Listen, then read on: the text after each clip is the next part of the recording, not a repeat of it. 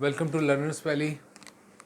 इससे पहले सबक में हमने देखा था कि सेट्स के बेसिक ऑपरेशंस क्या होते हैं और हमने 3 ऑपरेशंस देखे थे, union, intersection and difference.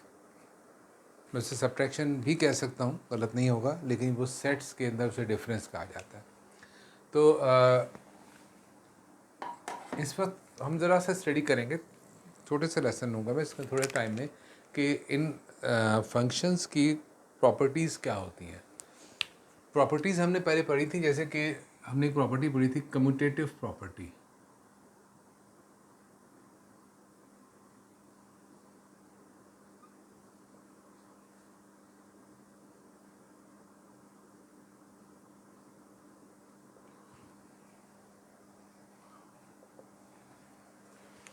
Commutative property study करेंगे। कम्यूटेटिव प्रॉपर्टी क्या होती है आप लोग जानते हैं। मिसाल के तौर पे हम दो नंबर्स को ऐड करते हैं 5 और 3 को, तो आंसर 8 आता है। लेकिन अगर हम 3 और 5 को ऐड करें तो भी आंसर 8 आएगा। इसके अंदर हमने क्या किया है, इनकी तरतीब को बदल दिया ऐड होने वाले नंबर्स की। तो हम इसको इस तरह से लिख देते हैं कि 5 + 3 is same as 3 + 5। This is the commutative property. हमने ये बात भी देखी थी कि जिन फंक्शंस में कम्यूटेटिव प्रॉपर्टी होती है, जैसे कि मल्टीप्लाई में होती है, आप जानते हैं कि 5 × 3 is same as 3 × 5। This is the commutative property of multiplication. लेकिन सब्ट्रैक्शन में अगर हम ये कहना चाहें कि 5 - 3 एंड 3 - 5 आर सेम, तो यू सी दैट ऐसा नहीं होता। 5 - 3 इसका मतलब ये कि कम्यूटेटिव प्रॉपर्टी सब्ट्रैक्शन में नहीं पाई जाती है, सिर्फ एडिशन और मल्टीप्लिकेशन में पाई जाती है। इसी तरह से अगर 5 / 3 करें या 3 / 5 करें तो ये भी एक चीज़ नहीं है, दोनों बराबर नहीं हो सकते। तो कम्यूटेटिव प्रॉपर्टी एडिशन में पाई जाती है और मल्टीप्लिकेशन में पाई जाती है। जिन फंक्शंस में कम्यूटेटिव प्रॉपर्टी पाई जाती है उन्हीं में एसोसिएटिव प्रॉपर्टी भी पाई जाती है। तो एसोसिएटिव प्रॉपर्टी हमने पढ़ी, लेकिन इस वक्त हम सिर्फ कम्यूटेटिव प्रॉपर्टी स्टडी करेंगे। सेट्स के अंदर एसोसिएटिव प्रॉपर्टी भी होती है, जैसे वो, क्योंकि इसमें भी फंक्शंस हैं जैसे कि ये फंक्शंस हैं। तो एक सिंपल सा शॉर्टकट हम अपने ध्यान में रखेंगे, जिन फंक्शंस में कम्यूटेटिव प्रॉपर्टी होती है उनमें एसोसिएटिव प्रॉपर्टी भी नॉर्मली पाई जाती है। ठीक है, तो फिलवक्त हम कम्यूटेटिव प्रॉपर्टी को स्टडी करने जा रहे हैं, दैट इज़ इन सेट्स, कि सेट्स में कम्यूटेटिव प्रॉपर्टी पाई जाती है या नहीं।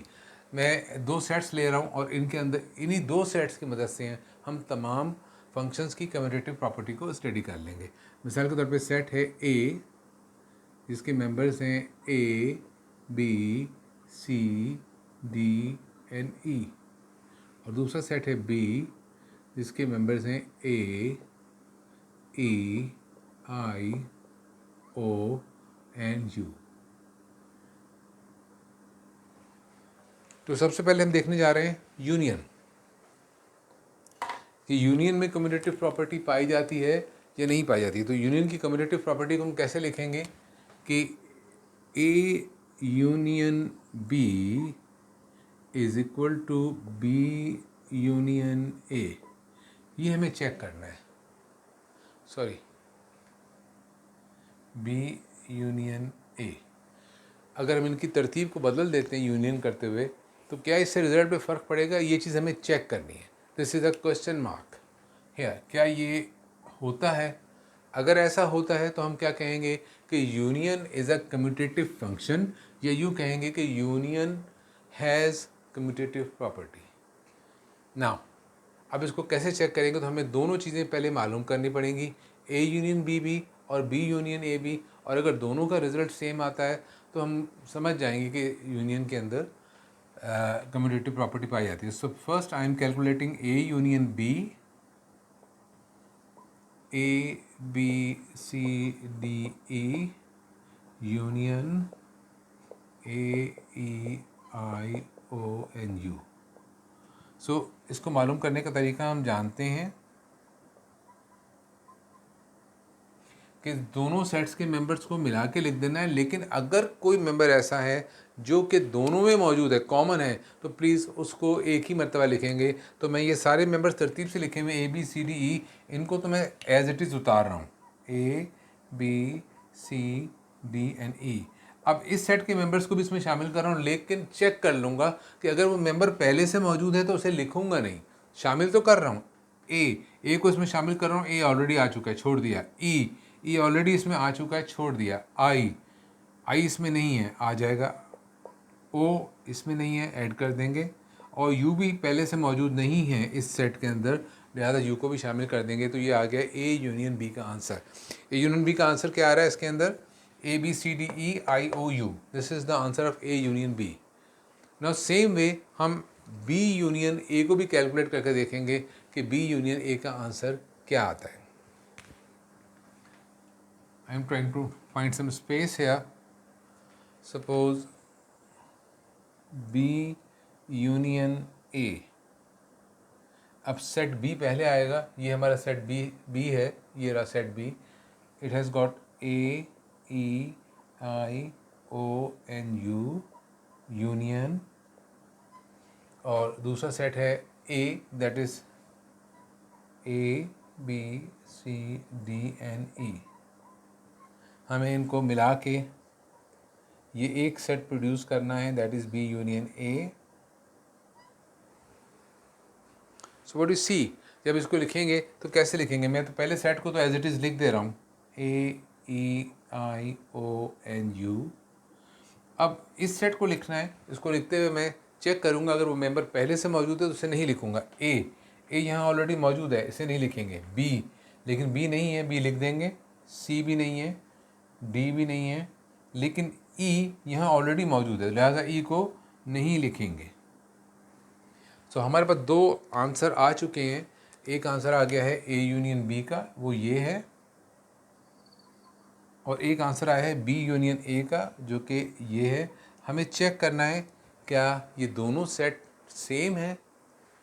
तो हमने इक्वल सेट्स पढ़े थे, हमें मालूम है कि इक्वल सेट्स के अंदर अगर मेंबर्स आगे पीछे भी हों तो उससे रिजल्ट पे फ़र्क नहीं पड़ता है। सो इसमें चेक कीजिएगा, 1 2 3 4 5 6 7 8 मेंबर हैं इसमें। 1 2 3 4 5 6 7 8 मेंबर हैं। इसके मेंबर्स अगर चेक करें, A B C D E I O U, check कीजिएगा, A B C D E I O U सारे मेंबर्स हैं, तरतीब मुख्तलिफ है। ये बात हम जानते हैं कि सेट में तरतीब की कोई अहमियत नहीं होती, मेंबर्स के आगे पीछे हो जाने से सेट को कोई फ़र्क नहीं पड़ता, लिहाजा ये दोनों सेट सेम है। तो हम कह सकते हैं कि दोनों सेट बराबर हैं। तो इसका मतलब ये बात दुरुस्त है, ओके, कि A union B union A के बराबर है। हम क्या कह सकते हैं कि union is a commutative function. Union के अंदर कम्यूटेटिव प्रॉपर्टी पाई जाती है। यूनियन इज कम्यूटेटिव, ये हमारी फाइंडिंग है इस सारे प्रोसेस की कि यूनियन कम्यूटेटिव है। यूनियन के अंदर अगर हम जिन सेट पे यूनियन किया जा रहा है उसकी तरतीब को बदल दें तो रिजल्ट पे फ़र्क नहीं पड़ता है। Okay, the same way now we will go to check intersection. क्या इंटरसेक्शन में अगर हम तरतीब को बदल दें सेट्स की तो क्या रिजल्ट पे फ़र्क पड़ेगा? ये हमारा दूसरा फंक्शन है जो हमने सेट में सीखा है। Let's see.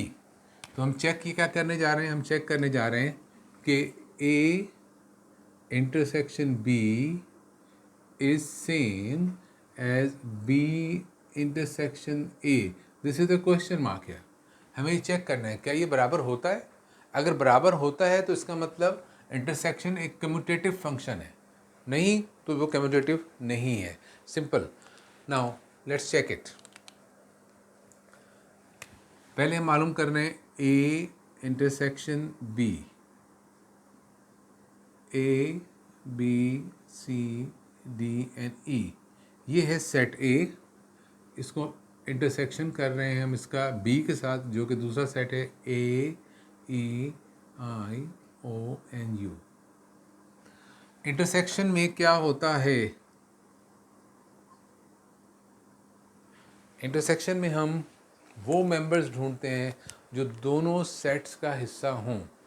तो नॉट वेरी डिफ़िकल्ट, इसमें ए हमें दोनों सेट्स में नज़र आ रहा है, सेम में हमें ई दोनों सेट्स में नज़र आ रहा है, इसके अलावा बाकी सारे मेंबर्स अनकॉमन है।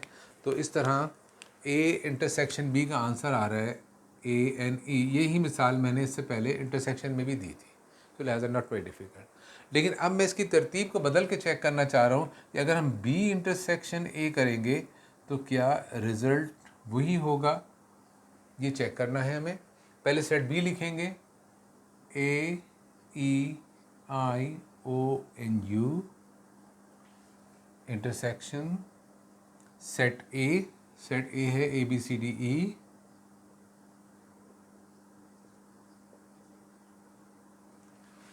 तरीक़ाकार वही है, हमें दोनों सेट्स में कॉमन मेंबर ढूंढने हैं।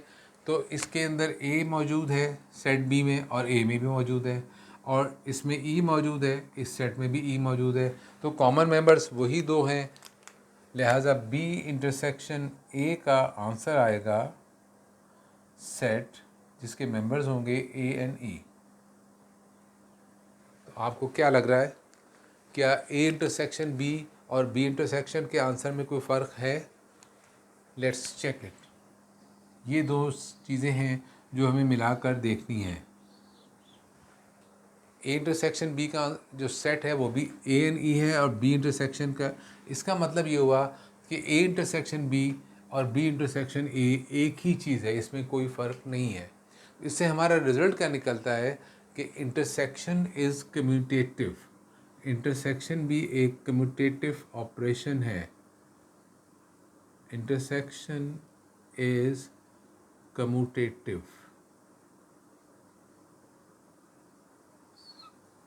ये हमारी फाइंडिंग है इंटरसेक्शन के लिए। सेम सेट्स को यूज़ करके हम तीसरा फंक्शन यूज़ करने जा रहे हैं, देखने जा रहे हैं, क्विकली देखेंगे। वो है डिफरेंस ऑफ टू सेट्स, जो हम इससे पहले में सीख चुके हैं। A और B का डिफरेंस निकाल के देखेंगे दोनों तरीक़ों से। क्या चेक करना है, और देखेंगे क्या रिज़ल्ट पे फ़र्क आता है, रिज़ल्ट सेम आता है या नहीं।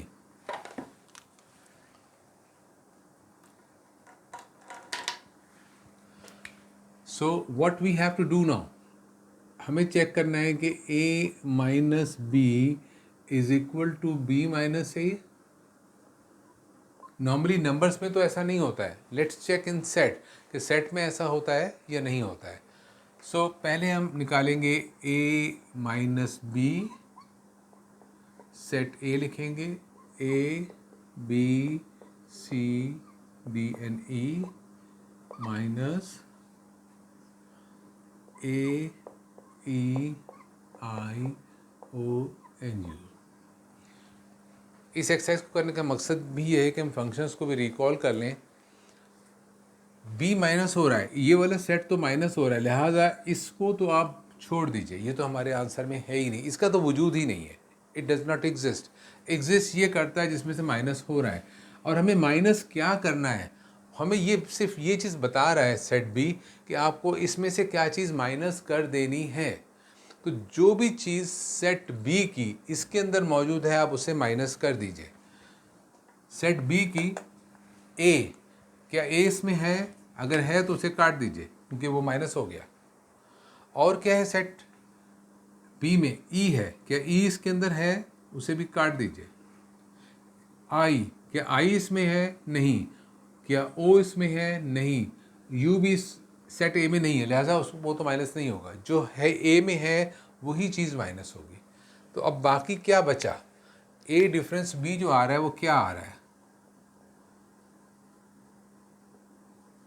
ये आ रहा है B C D,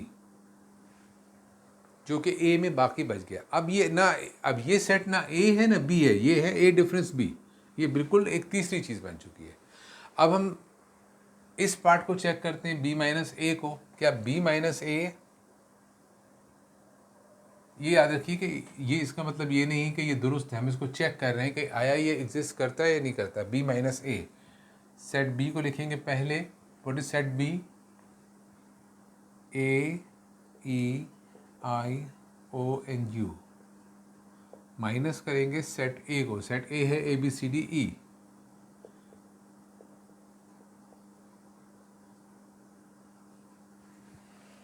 अब देखिए, अब हमें इस सेट को माइनस करना है, लिहाजा इसको तो छोड़ दीजिए, तो एग्जिस्ट नहीं करता है। लेकिन इसकी इससे मुताल्लिक कोई भी चीज़ अगर इस सेट में तो उसको भी निकाल देंगे, उसे माइनस करना है। माइनस क्या करना है हमें, इस चीज़ को इसमें से माइनस करना है, वो तो है ही नहीं, इसको माइनस करना है। ए इसमें है, क्या इसके अंदर है? आंसर इसमें से आना है, लेकिन निकालना क्या है, माइनस क्या करना है? जो इस सेट का हिस्सा है उसको इसमें से निकाल देंगे। ए निकल गया।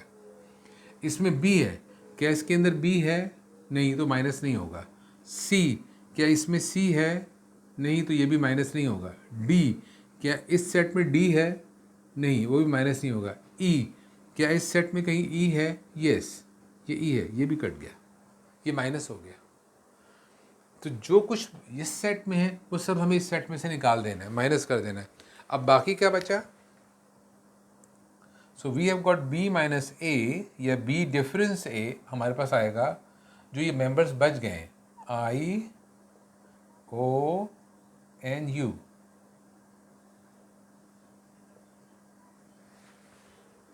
अब आपको देखना है क्या ए डिफरेंस बी और बी डिफरेंस ए का आंसर सेम आ रहा है। We need to check these two statements now. क्या हम कह सकते हैं कि a माइनस बी और b माइनस ए एक ही चीज़ हैं? तो मुझे नहीं लगता ऐसा है, क्योंकि a माइनस बी या a डिफरेंस b में जो मेंबर्स आ रहे हैं वो है बी सी डी, जबकि b माइनस ए या b डिफरेंस a में जो मेंबर्स आ रहे हैं वो है आई ओ यू, और ये दोनों मुख्तलिफ सेट हैं। इसका मतलब अगर हम डिफरेंस मालूम कर रहे हैं और हम सेट्स की तरतीब को बदल दें तो रिज़ल्ट सेम नहीं रहता। तो हमारा जवाब क्या होगा कि a minus B is not same as B minus A. तो हम ये भी कह सकते हैं कि difference is not commutative. Difference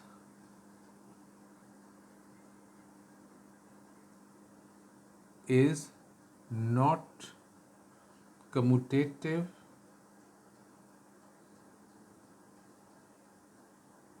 in sets। कहीं और डिफरेंस का वर्ड इस्तेमाल हो तो शायद वो हो, हमें उससे दिलचस्पी नहीं है इस वक्त। सेट्स के अंदर डिफरेंस का फंक्शन कम्यूटेटिव नहीं है, it's a non commutative function. So that was a simple practice of all the functions, union, intersection and difference, plus हमने इसकी commutative property चेक की। What we got कि हमें पता चला कि commutative property sets के सिर्फ दो functions में पाई जाती है, union और intersection में। difference में commutative property नहीं पाई जाती, difference is not commutative। इस तरह से हम वक्त आएगा तो कभी चेक करेंगे एसोसिएटिव प्रॉपर्टी को भी। फिल वक्त हम कम्यूटेटिव प्रॉपर्टी पे ही अपने आप को रोक रहे हैं। So will continue. Thank you very much.